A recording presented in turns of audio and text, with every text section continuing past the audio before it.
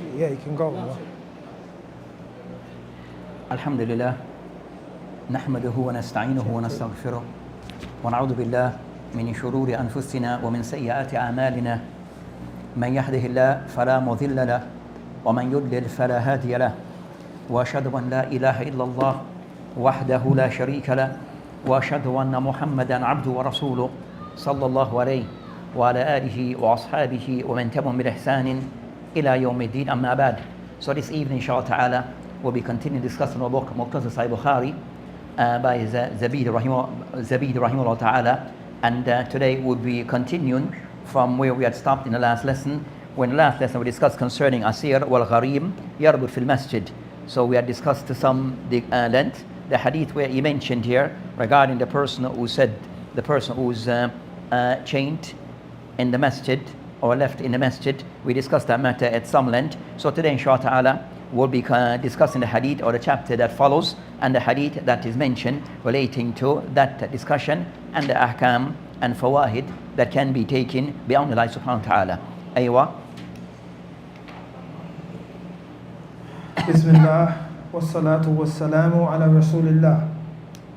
Qala ma'allif rahimahullah, chapter 52, to pitch a tent in the mosque for patients. Hadith number 291, narrated by Aisha radiallahu anha. On the day of Khandaq, the battle of the trench, a medieval armed archery or vein of Sa'ad ibn Mu'adh was injured, and the Prophet sallallahu alaihi wasallam pitched a tent in the mosque to look after him. There was another tent for Bani Ghafar in the mosque, and the blood started flowing from Sa'ad's tent to the tent of Bani Ghafar. They shouted, "O occupants of the tent, what is coming for you? What is coming from us, from you to us?" They found that Sa'ad's wound was bleeding profusely, and Sa'ad died in the tent, in his tent. So alhamdulillah, so that's the hadith that is mentioned here where the author rahimahullah ta'ala discussing matter regarding of the ahkam of salat, and more so regarding in particular matter that relates to al-masjid. So of those things that relates to salat, that is the masjid and the role of the masjid. So the author discussing concerning what are the role of the masjid, what we may say the do's and the don'ts. So we had mentioned before that from the hadith that was mentioned, the permissibility for a non-Muslim to enter the masjid, and we discussed that matter with some details. So today he discussed another matter relating to the masjid and what are the do's and don'ts of the masjid. I mentioned al-khayma fil masjid lil marda wa ghayruhum. So he discussed as the chapter heading khayma, which is like a tent, fil masjid, that is made, put up in the masjid, lil marda, for those who are ill, wa ghayruhum, and also and others. So that's the discussion that he wished now to cover regarding, is it permissible, is there an allowance for those who are ill, for them to stay in the masjid, and also for them to pitch a tent while in the masjid.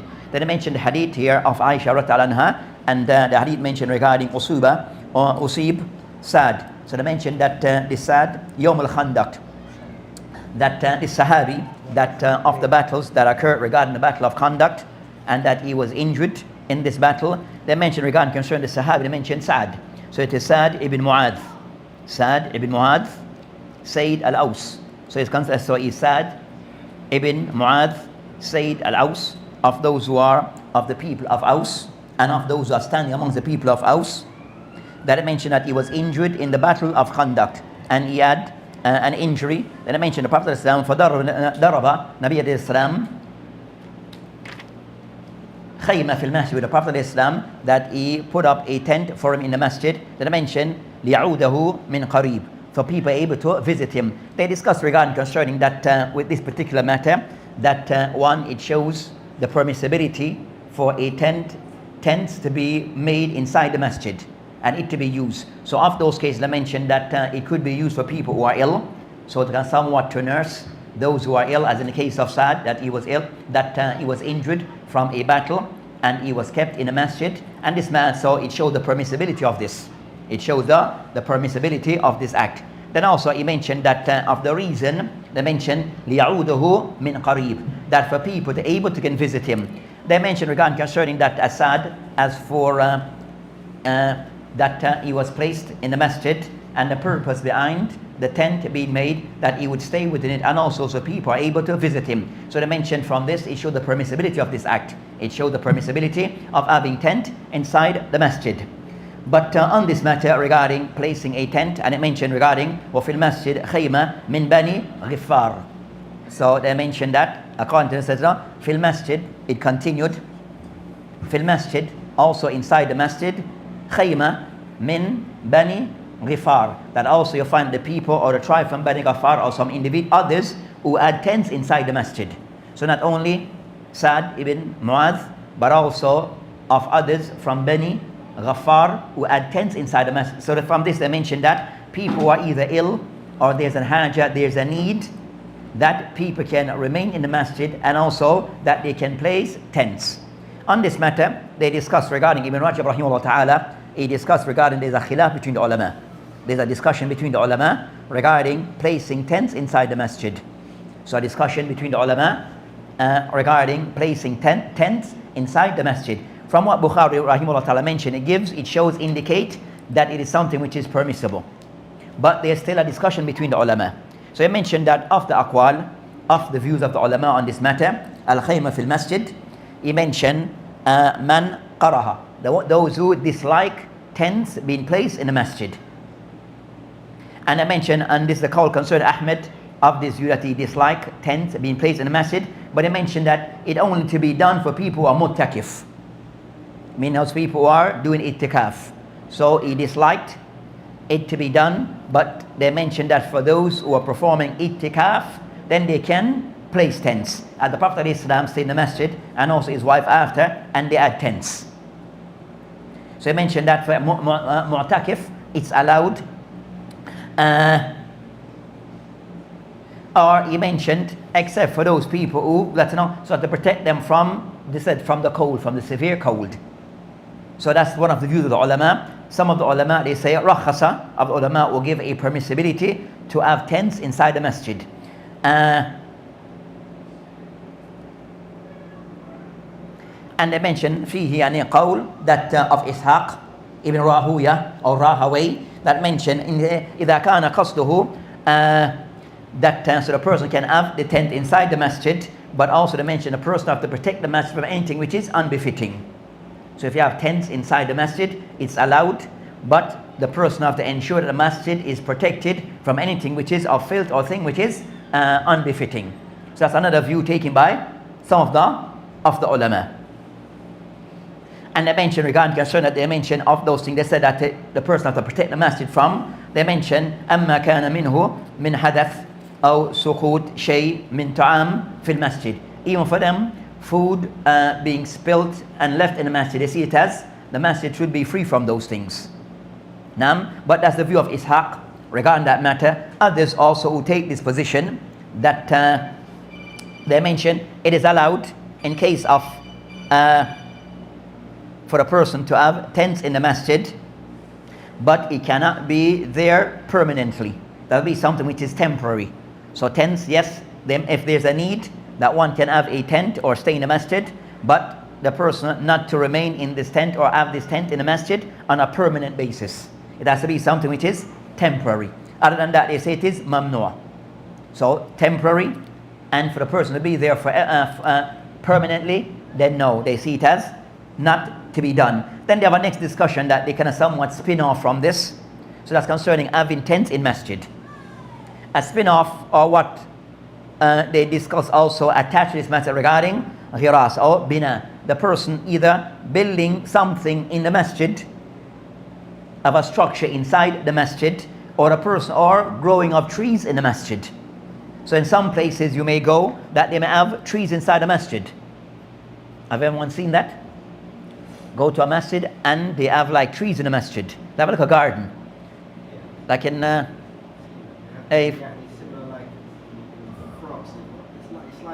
like a little courtyard.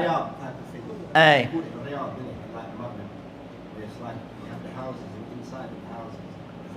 No, it's inside the masjid. Yeah, inside the masjid. Hey, so some places have where like in a masjid you might have like a greenhouse, or like a house. They plant thing in the masjid, kind of somewhat, But so they discuss concerning, is this thing also having trees planted in the masjid, is it allowed? Nam, so of the ulama also concerned enough that they mention of those, and also building structure inside the masjid. Nam, bear in mind that when these things are being discussed, then and now things have somewhat changed. Ibn Hajar and those who discuss these matters, that they were that times, but they discuss these matters where they mention concerning khilaf, where they mention that regarding concerning that Ahmed Nasa'ala man. Ahmed rahimahullah ta'ala, Ahmed ibn Hanbal, regarding growing of plants or trees in the masjid, it is inside the masjid, it's not allowed. So the masjid might have like a little, within the masjid building, that they might have like a little area where there's like plants that are grown there, like a greenhouse. So according to Ahmed, that is mamnu. It is not allowed to do such plant of things inside of the masjid. And also they mention waqawl Malik, and also Imam Malik rahimahullah ta'ala is of that view. Waqal ashab ash-Shafi'i, that ash-Shafi'i rahimahullah ta'ala and his companions, they're more involved, they more see it as something which is makruh. It is disliked.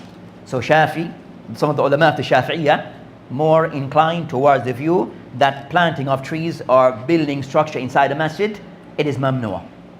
Then I mentioned that Hukiya, Jawaz and Awza'i, that it is stated, and Awza'i, that it is allowed. It is allowed. So it's a khilaf between the ulama. It's a khilaf between the ulama, but of those who say it is not allowed, those who say it is makruh, and those who mention it is yajuz. So those are aqwal regarding planting of having trees inside within the masjid. It is not outside the building, inside the building itself. Those are the aqwal of the ulama on that particular discussion. So they mention regarding concerns mention about the two things regarding the khima, having tents in the masjid. So but on a permanent basis they see it as no.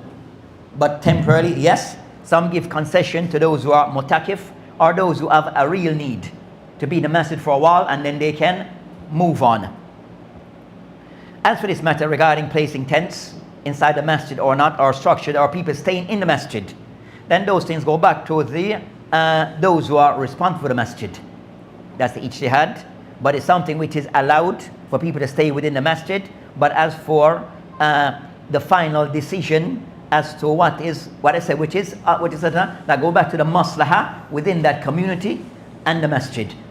So that goes back to in having people in the masjid to stay over, or people to stay a while in the masjid, then this is something which is jaiz. But still it goes back to the ijtihad, not the ijtihad, but concerning that it goes back to what is from bab al-maslaha, regarding concerning people who respond for the masjid, to see what is best for their situation. Best for their situation. So in some places, to stay in the masjid is completely mamnu, as a general rule. Even in a Muslim country, that generally concerning that it is mamnu to stay overnight in the masjid. As a general rule, it is mamnu. You have to have permission. Then in other places, so you might have other places in the Muslim world, that you might find that it is somewhat accepted for people to stay in the masjid, and that's not seen as a problem.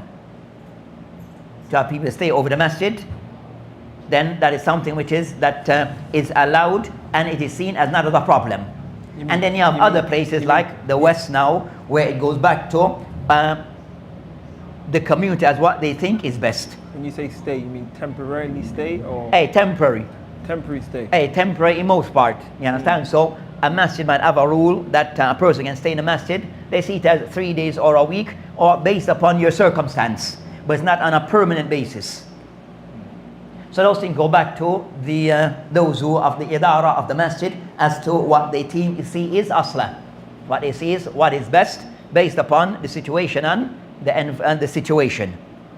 You had something? Yeah. You know, there's some massages, they have like living quarters for the imams. What about that? Jahiz. They've said that aywa, so having concern living quarter for the imam or the muazzin, that you find that if that is able to get them, then that makes things much easier. So if they can provide that service, then that's not a problem. Even though the family might have, even though the family have to pass through the doors of the Bab al-Masjid? That's that they have to enter the masjid for them to go to their house. Yeah. Then Awla then says better not to. Consider if you have like family members, you have to walk, the wife have to walk through the masjid, then that's going to be a bit problematic. You understand? So it should be doors where that the Prophet of Islam lived just next door to the masjid. You understand? But he has his own enter and leave the masjid to get to his house. So the thing where that the accommodation that is provided for the imam or for the muazzin, it means that they have to go through the masjid to get to their quarters. Then ideally for them to be to enter their quarters to be, they have a separate door from the masjid. Ideally. Now, as I said, the problem if there's a wife and there's kids moving back and forth, then there's going to be a problem. They're going to create problems. But that you find that even most of the more Muslim countries are that some of the Muslim countries that of the imam and the muazzin, it will be for the masjid, meaning the state, because the masjid is under the state, right? Or the awqaf, that they will provide for the imam accommodations. Either they give him a place, or he gets, might call it a ransom, they get a stipend for that service, for his, what you call it, accommodations.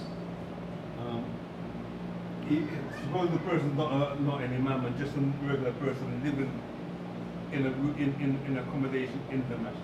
In the jahiz, they'll think go back to there, the masjid as to how the masjid operates. That's how it operates.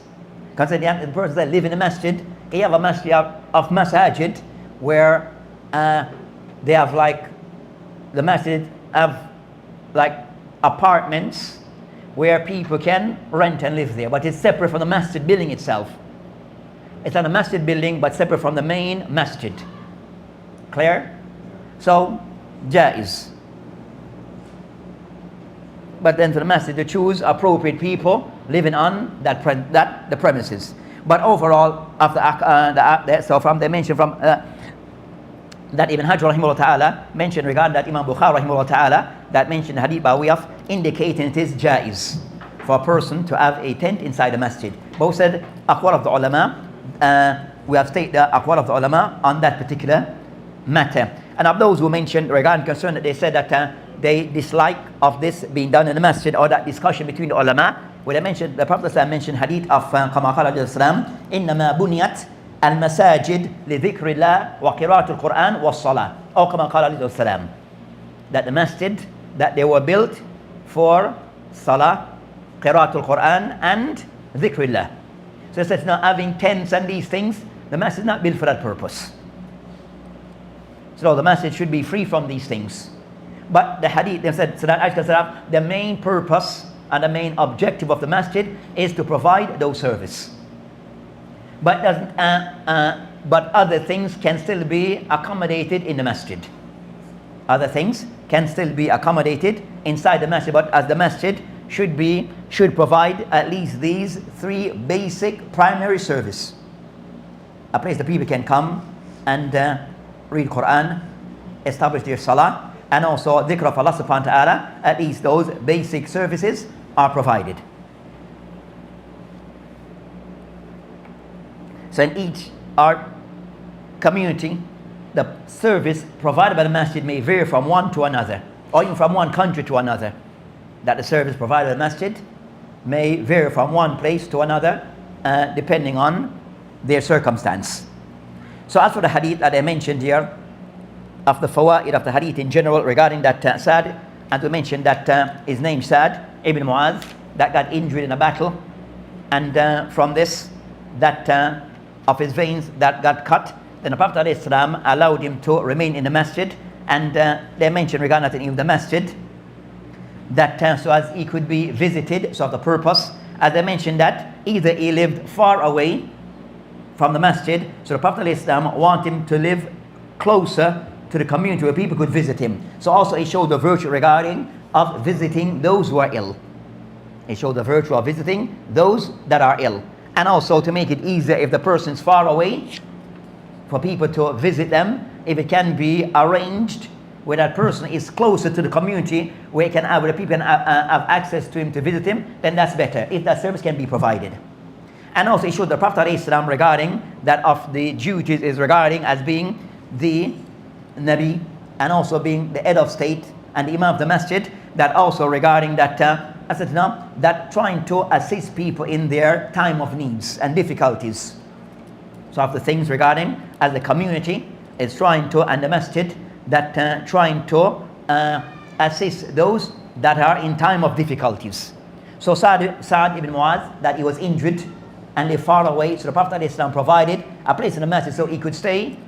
So as of that he could be attended to, and also that he could be visited.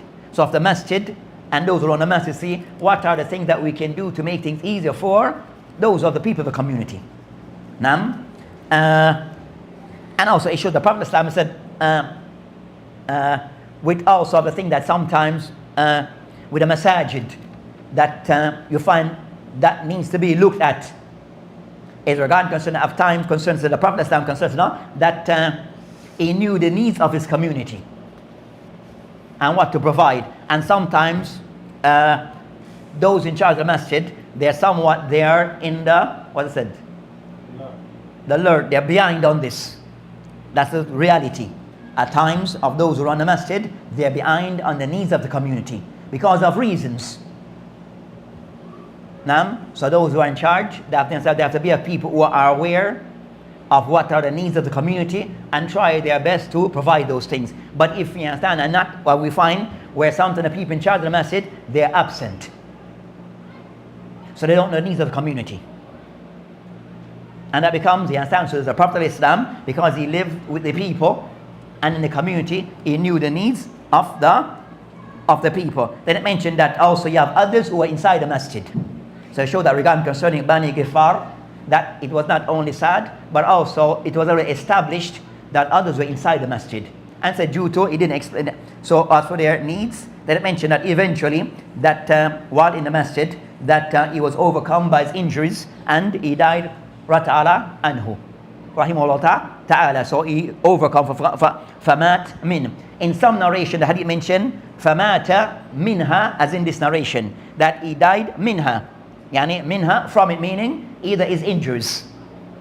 Or it mentioned another narration, because you find that you have different sometimes in wordings, that it mentioned that in others mentioned famata fiha.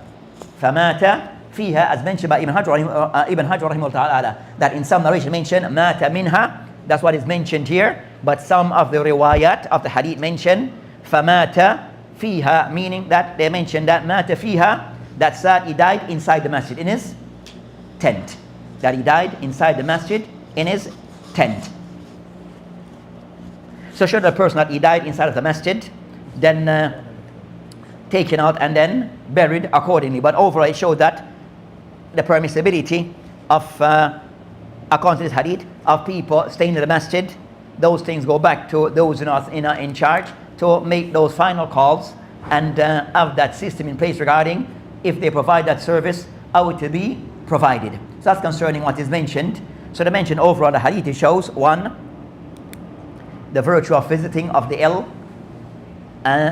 So it shows the virtue of visiting those who are ill. Also it shows looking after those who are ill, so taking care of those who are ill, and especially those who may need assistance. So you might have people, because of their age, their circumstance, that they may not have that type of full support in a time of their illness, that they may need people from the community to give that support and that assistance. So of those times, a community, we have to be, you understand, prepared to give that support. Our people who may be in need of assistance, that we can assist them in their time of difficulties. So Sa'd was ill, and they provide him with a masjid, and also for people to visit him, easy access to visit. Also from this it shows regarding that the Prophet ﷺ regarding the mention tafaqud ashabu, the Prophet ﷺ that always tried to be aware of the situation of the people around him and the community. So the Prophet ﷺ always somewhat trying to be as it not have his hands, but can somewhat be aware of those around him and their needs. As in this case, Sa'd, and provide what was needed. So it shows regarding those in authority that they are aware of what are the needs of the community and the people within the community. And also it shows overall regarding the virtue of Sa'd ibn Mu'adh, of those who jahada fi sabilillah, of those who fought in the way of Allah subhanahu wa ta'ala in the battle of conduct. He got injured in the battle and then he died from that injury. So a discussion to come next in the bab of jihad regarding concerning would he be classed as a what? Shaheed. So he was in a battle in conduct, got injured, went to the masjid, was there for a while, then eventually passed away from his injury. So it is unclear whether he was there for a day, 2 or hours, but he was in the masjid. But he died from those injuries. Would he be classed as a shaheed? Yes. So the mention regarding concern, we discussed that to be discussed further in the bab of jihad, inshallah ta'ala, that of jihad, that he have to die in the ma'raka, on the battlefield, or right after. So the person was to participate in the battle, he got injured, then he went to, in today's time, taken away, then days after, he was overcome, or a time after he was overcome by the injuries of that battle. Is he considered to be a shaheed? They say no, because it had the person died on the battlefield, in the battlefield. Allahu alam, but to be discussed further bidnillahi ta'ala. That's concerning that particular hadith. But over it shows regarding so that's concerning what can be taken from that particular hadith. Oh, Omar, you see, in this hadith, obviously, it mentioned that another khayma was set up in the masjid. Aywa. But this hadith specifically is surrounding that a battle took place. So is it the aspects of that you can say that is, you know, like nowadays generally in battles and wars, they use medical tent.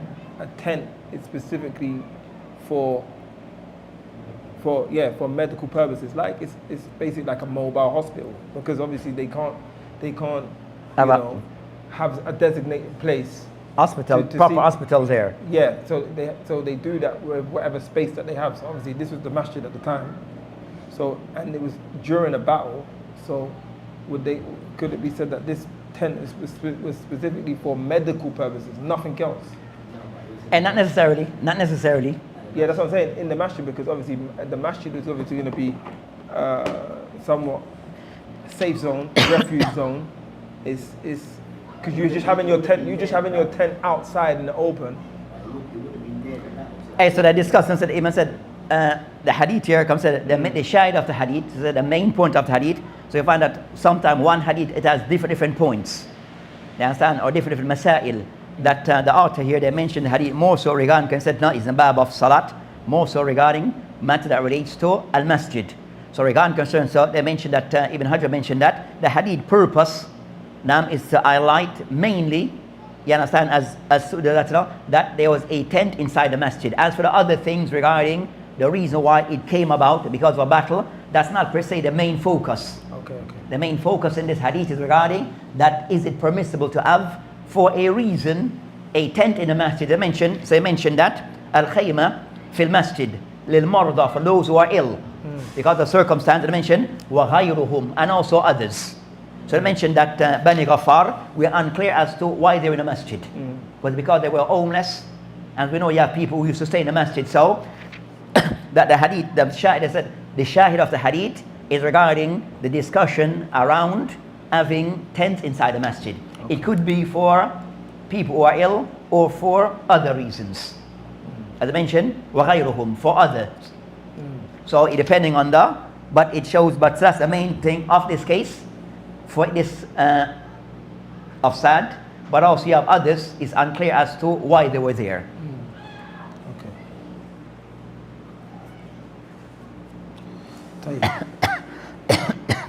Because I mentioned hadith again is mentioned other bab that discuss concerning bab al-jihad wal maghazi. The same hadith is used other places.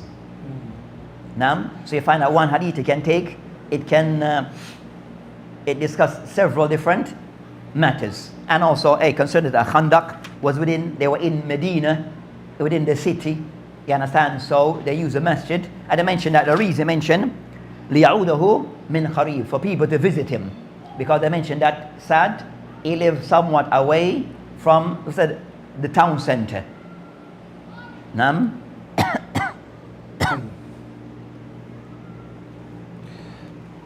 قال مؤلف رحمه الله, chapter 53, to take the camel inside the mosque if necessary. Hadith number 292, narrated by Salama radiallahu anha. I complained to Allah's Messenger sallallahu alayhi wasallam that I was sick. He told me to perform the tawaf behind the people while riding. So I did so. And Allah's Messenger sallallahu alayhi wasallam was offering the salah prayer beside the Kaaba and reciting the surah starting with Wat-Tur wa Kitabin Mastur, Surah At-Tur. This hadith that I mentioned as the chapter heading is Idkhal al-Bahir fil Masjid li'illah. So we discuss as for this masjid again regarding that Idkhal, entering the camel, entering the masjid for a reason. The camel entering the masjid for a reason. So they mentioned regarding concerning this matter that they mentioned that li'illatin. So this is done. This is not the norm, as they mentioned. Li'illatin, for a reason, indicating that this is not something that is done as a normal practice, but it is done for a reason. So they mentioned regarding concerning li'illatin. Some mention lisabab or lilhaja. It was done for a specific reason why they allowed the animal to enter the masjid, or it was based upon haja, there was a need for this to be done. But I mentioned or adaf, or consider that the person was not weak, was not strong enough, so they needed assistance. But overall, regarding that the illah, that the person needed some assistance, or there's a reason behind this being done.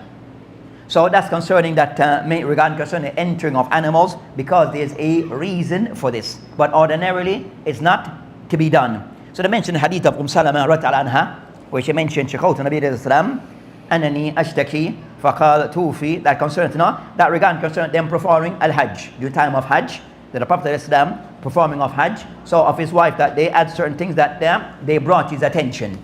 Now, but he said the shahid from the hadith regarding concerning qal, then the Prophet Islam that she had certain reason, as she mentioned, Anni ashtaki, that I have certain things that I brought to his attention, or things that I was concerned regarding. Then he told her on this matter, Tufi min raha an-nas wa anti rakiba. That for wa anti rakiba. So it mentioned anti rakiba, for you to still perform at tawaf around the Kaaba behind the people, rawa an-nas wa anti rakiba, and you that you are on a mount.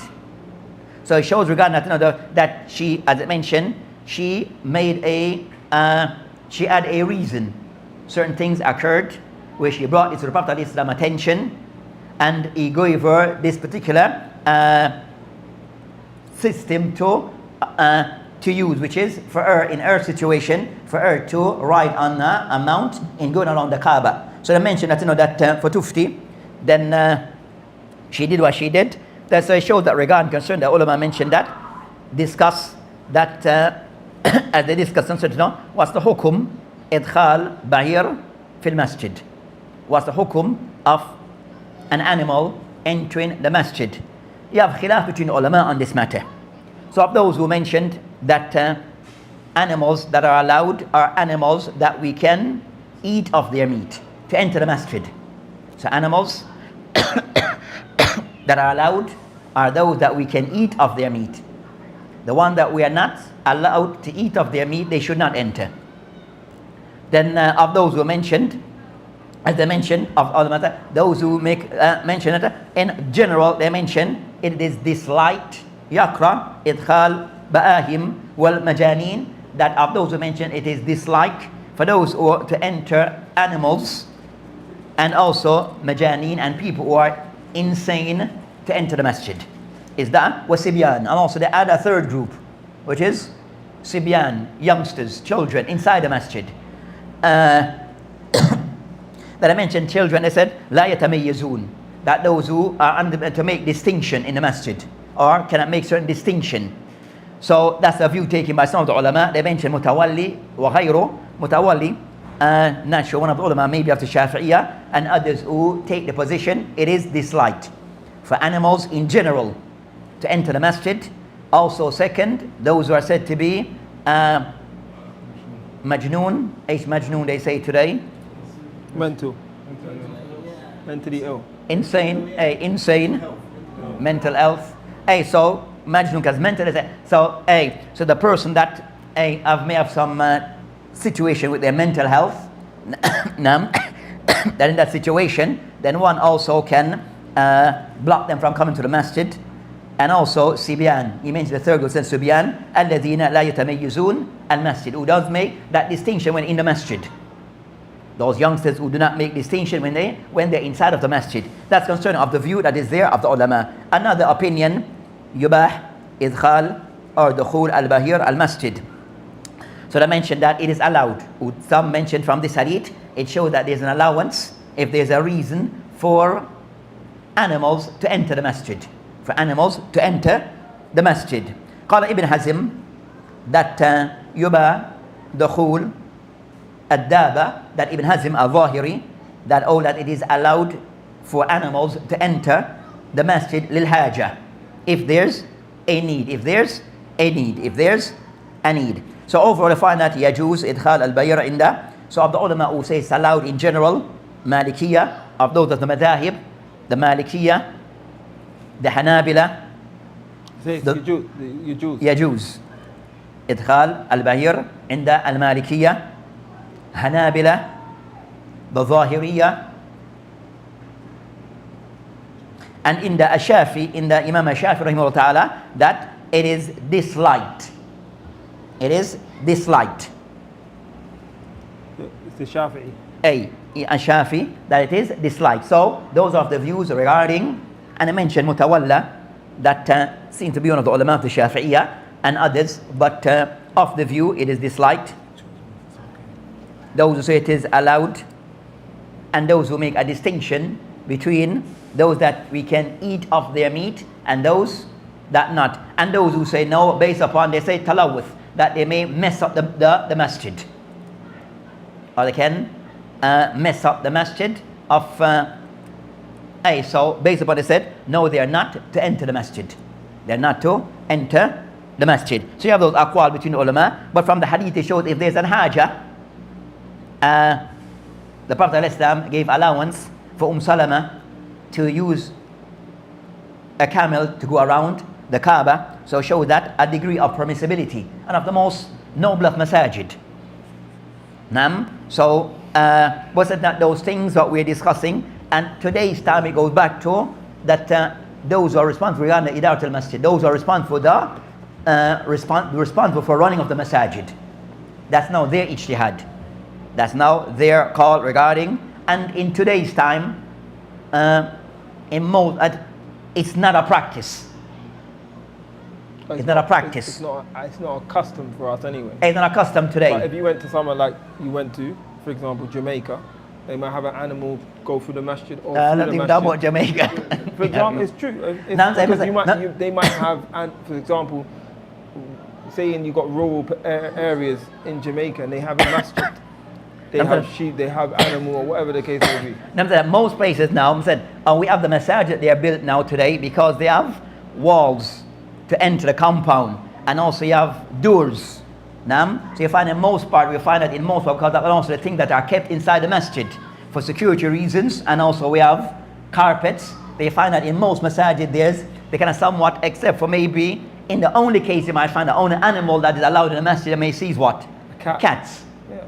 As for sheep, donkey, cows, nothing. You understand? People try to make sure that they don't enter the masjid. You understand? Because I've said, because of what the masjid now contain today. You understand? So you have things that we say today of value that are inside of the masjid. So allowing of animals inside the masjid, then it's going to be a bit problematic. It can be a bit problematic. Even today we said that even regarding concerns, it's allowed for a person to pray in his shoe. It's allowed for one to pray in his shoe. But which masjid does that? Which masjid does this? Based upon the most masajid today, except for those few exceptions that you might find. That most masajid, or the goal of a masjid, is always to have what? Carpet. You understand? To have carpet at some point. So based upon, if they don't have carpet, then it is tiled out. So based upon this, that they, you understand, even praying in shoes is something which is not the practice that is common today. You may find certain places that will be a minority, but the vast majority of masajid and the Muslim don't pray in there. When they enter the masjid, they take off their shoes at its appropriate place and leave them there. So it's not based upon what the common practice of masajid today, that they have carpets. And also masajid now, maybe to discuss that, even concerned, the ulama are concerned that the masjid should be locked up unless it's being in use.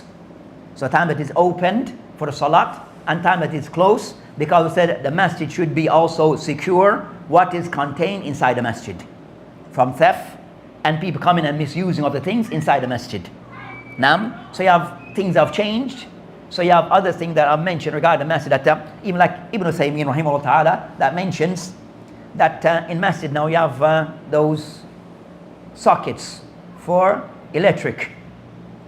So for a person to come in and just charge it, we said today now even more common. To charge their phone, you should get permission, because you're using something for the masjid that is not yours. And you're taking from the masjid.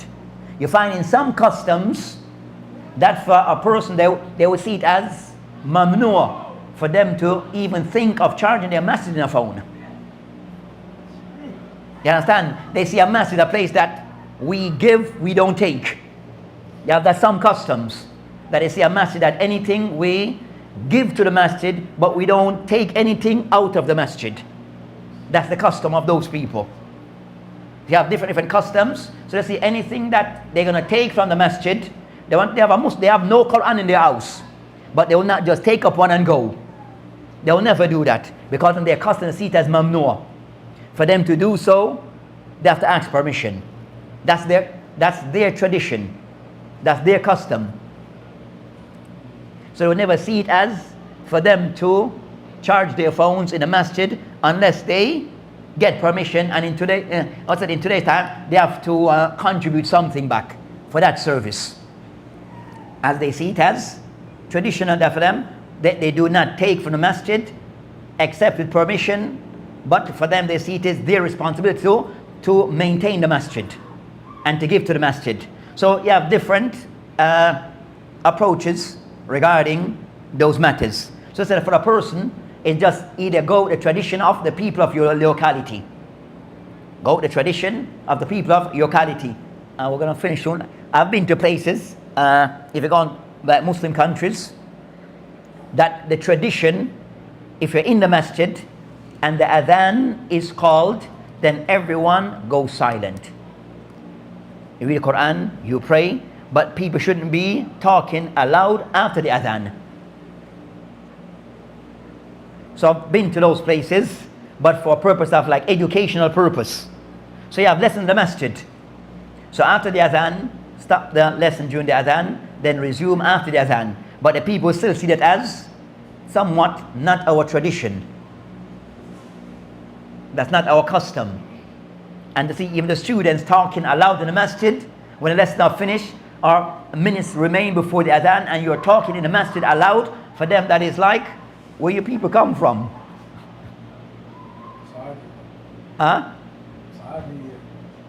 But I'm saying, different tradition, do things different.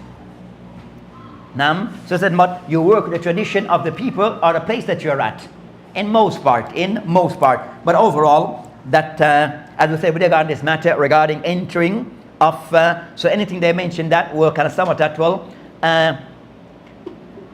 undo what is expected in the masjid, then those things should be free for the masjid. For us today, in our society, of those things that, as masajid, to have like a clear policy, or to discuss regarding people, as I said, that have mental troubles, mental health, that may come to the masjid. So a person might have mental health issues, and he can come to the masjid when he's okay on his medication and he's normal, don't trouble no one, come do his prayer, salat, and he goes.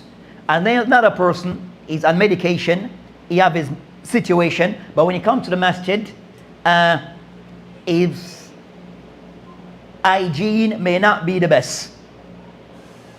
His hygiene, but he doesn't trouble anyone. But he will come to the masjid, but for him, his hygiene may not be to the best standard. With me? So when you come to the masjid, you know.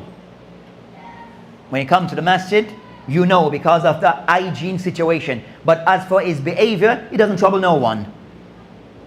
So you have that scenario. Now, so a person that you have another scenario, the person come to the masjid and you're unable to manage him. But you know that he has mental health issues. He's going through an episode. At times he's okay, but at times he's need to be managed. So as those things need to be said, what's the policy, or what's the policy in cases like those? What's the policy? Cases like those. So those things to be looked at. Those things to be looked at as the person who, I would say, the second scenario, the one who doesn't disturb anyone, but he has what? Hygiene issues. Or the person doesn't disturb anyone, but he talks to himself, mumbles to himself, talk out to himself. You understand? That some people might disturb others, and some people might feel a bit intimidated. But he's not known to attack people physically.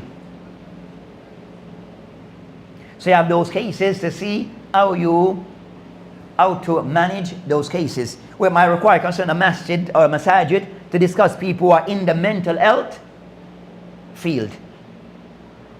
As sometimes said, no, that is, in those cases, it's not per se the imam or the idara just to make a decision without consulting people of that field. Consulting people of that field to see what's the best line of approach regarding the different scenarios, and then take it from there beyond Allah subhanahu wa ta'ala. So that inshallah ta'ala will end this hadith. But then also from the hadith, it shows the general virtue of the hadith regarding concern that, it shows regarding the permissibility of making one tawaf, either an animal or being carried. So a person making tawaf, and they're not walking around, they're being carried by way of, in what we are more familiar with up until today, is what? Now concerning tawaf around the Kaaba, people are carried, or you have a wheelchair.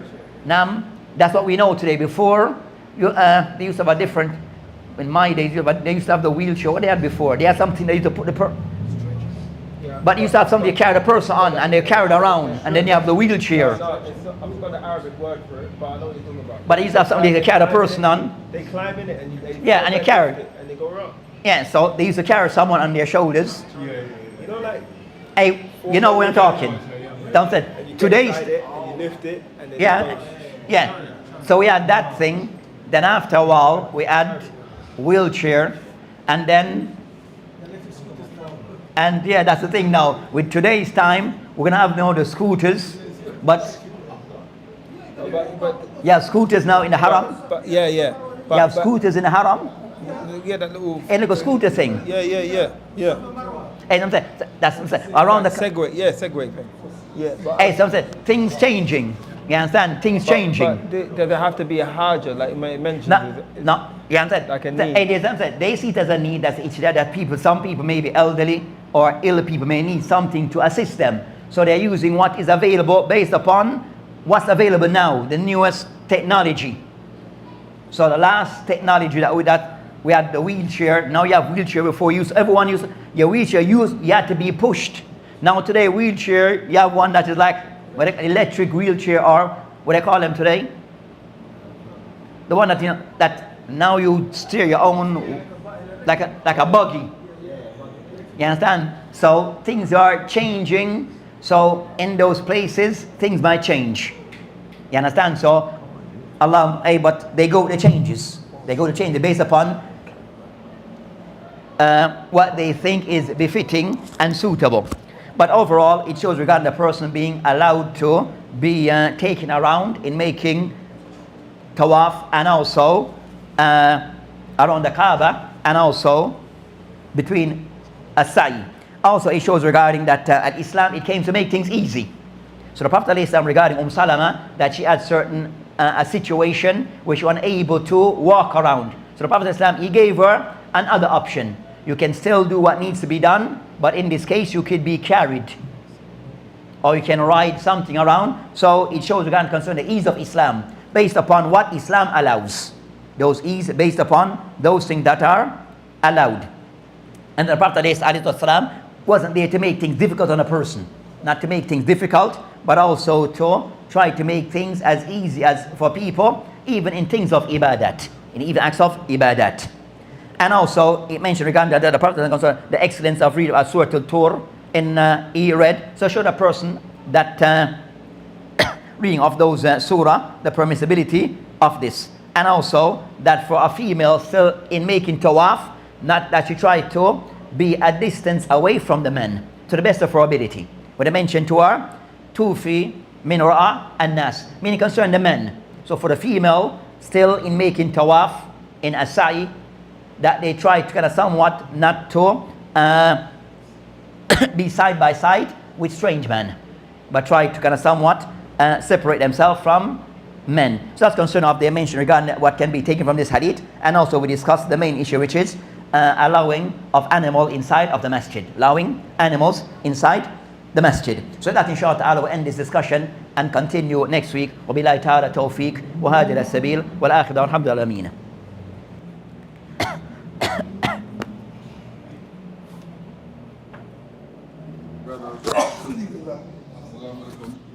Allah. Our brothers coming to take shahada.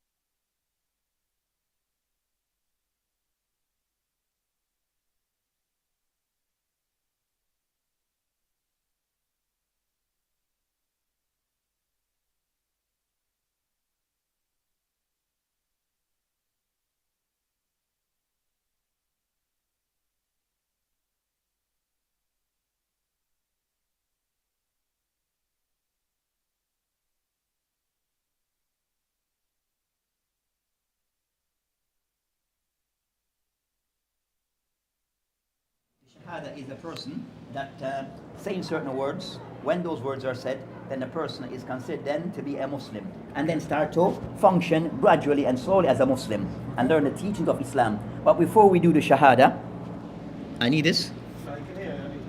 Hey, so before normally we do the Shahada, we're gonna somewhat outline certain basic things about Islam, and also if you have any question you can ask. Right. So said that with Islam, that we see Islam for us as Muslim, and we have learned Islam as a way of life, is a package that is there to suit mankind regarding how we should function in this life that we live.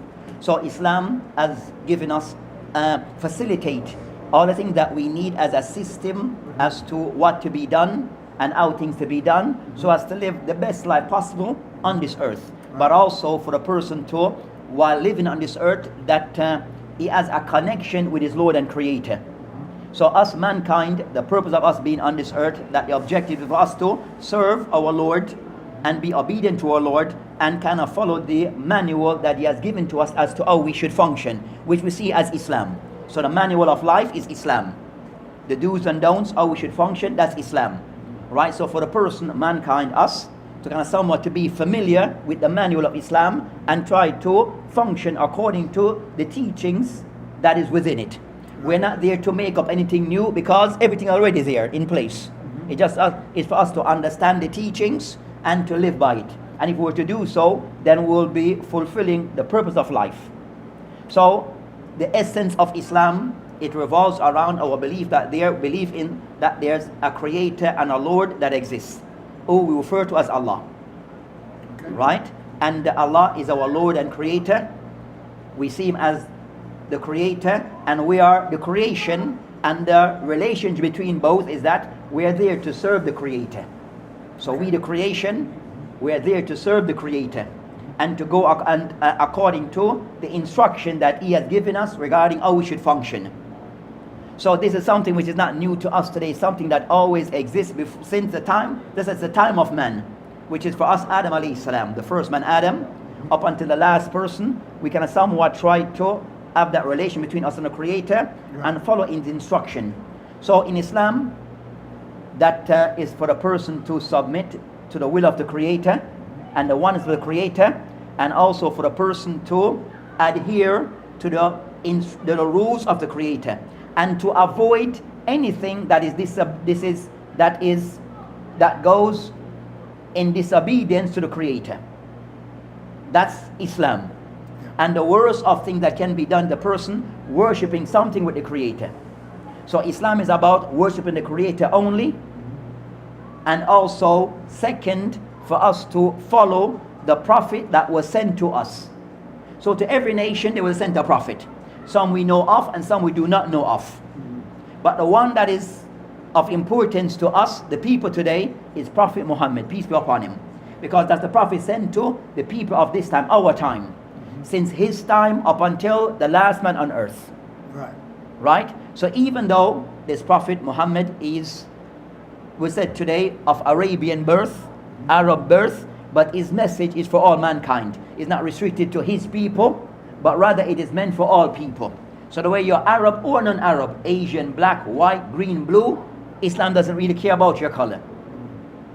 Right? But the message is one for all mankind. So his message, so the person that we need also to be familiar with is Prophet Muhammad, peace be upon him, so we can see what teachings he came with and the example that he set for us, because he become our role model, the person that we look at as to what he himself taught and also what he himself practiced. So we use both those things as a guide regarding how we should function. So of the thing that he brought, I would say his own teachings, and his teaching that he brought, that it came to the essence of it is the Quran, the speech of Allah. Right? So as his teaching, the primary thing that person will start with, we call the foundation of Islam, accepting that there's only one Lord and Creator, and that Prophet Muhammad is our prophet. Second, we pray. Third, we give of a poor due. If we have that amount of wealth, if we possess a certain amount of wealth, we fast the month of Ramadan, and also that we perform Hajj once in a lifetime, if able. That's the thing that kind of somehow that we start at the foundation for every Muslim. Right. As thing that we do as practice. We all share in praying. We all share in fasting the month of Ramadan for those who are able. We all try to perform Hajj once in a lifetime. And also if we are wealthy, we pay a certain percentage to those who are in need. So that's the thing that kind of somewhat, I said, bond us together as Muslim, wherever we may be. Then you have things that bond us together as way of how we think and believe as Muslim. So as Muslim, we all share and should share that there's only one Lord and Creator, who is Allah. That we believe in Allah's subhanahu wa ta'ala existence, and also that we should worship Allah subhanahu wa ta'ala alone, and Him alone, and none others. Whether that thing that is worship is a person or an object, all those things for us is forbidden. Also the thing that bonds us together as Muslim, that we believe that there is angels that are in creation, they are invisible, they are in existence. Also believe that there's prophets that are sent to mankind. We also believe that there's religious book. The one for us, the primary of importance is the Quran. But there were others. But those ones are not followed. The one that are followed today is only the Quran.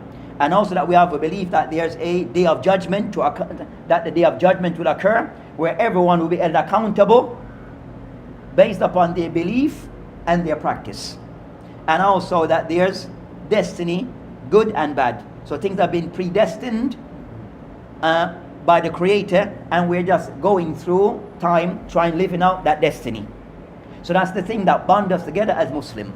And the general practice of Muslim, that we try to be good citizens in the country or wherever we may live. Anywhere we live, we try to be people we are respectful to others. We're people that we try to be good to our neighbors. We're people that we're good towards our family members and try to keep good bonds and ties with families and friends in general and people in general. So, and we're honest people. So that's Islam as how we function as a person. So anyone who is willing to accept this, we're willing to accept them. Right? Yes. So if you accept these basic teachings as something to start with, then if that's the case, then you can take the Shahada, and we said we just gradually build from there. Okay. Understood? Understood. Okay. So if you accept this, we'll do the Shahada, which is we'll say some word in Arabic Okay. and also in English, Okay. and you just repeat after me. Okay. Ready? Yes. So the words are Ashadu Ashhadu an an la la ilaha ilaha illallah illallah wahdahu wahdahu la la sharika lah sharika wa wa ashadu ashhadu anna anna Muhammadan Muhammadan abduhu abduhu wa wa rasuluhu. rasuluhu. Oh, that's it. Very good. And you said it very well. Thank you. Okay. So what you have just said now in English, I bear witness I be a witness and testify testify that there is none that there is none to be worshipped to be worshipped in truth in truth except except Allah Allah alone, alone, and and I bear witness I be a witness that Muhammad that Muhammad is the messenger is the messenger and and prophet prophet of Allah. of Allah. Also with this now you consider now a Muslim, and as we said now that the brother that for you now we see that things now for you is that you're one of us, Okay. and whatever we can do to assist you regarding your journey and your path that lies ahead, whatever we can do, let us know. Okay? So it says no, that, and also that with Islam was said it's a lifestyle. You're not required to try to change everything overnight. Right. One step at a time. Okay. Okay? But said no. So is looking at first, focus on the main things, how to pray Yeah. and the likes, and then just gradually take things from there. Okay. Okay? If anyone come and ask you about, why your decision, you can explain, but don't need to try to explain everything. If they want further detail about what is Islam and why, you can explain, but you can also point into the masjid and we can somewhat, explain to them what Islam is about. Yeah. Okay? But said, that again, that we welcome your entry into Islam, and we hope that Allah subhanahu wa ta'ala make things easy for you, and you'll be a good example for us in Islam. And also, just one more point, that when you return home, just take a bath. Just Okay. water over your body, right side and left side. Okay. And I said, then everything kind of somewhat, it starts from here. Okay. Okay? So welcome, and may everything, you understand, go smooth. We'll appoint Sheikh Abu Bakr to be your mentor. Teacher, yeah. Okay? Yes. He's your person that you're the first line of Yeah. contact would be him. Absolutely. Okay? But I said the masjid is normally open 24/7 or every day. Right. The masjid is open every day. You're always welcome to come in. We encourage that you come around at times. And let's build a relation from there, inshallah. Okay? So again, welcome. Yeah. I hope everything goes well for you, inshallah ta'ala. Thank you. Okay? Alright, so the brothers might give a quick little greetings. That's normal.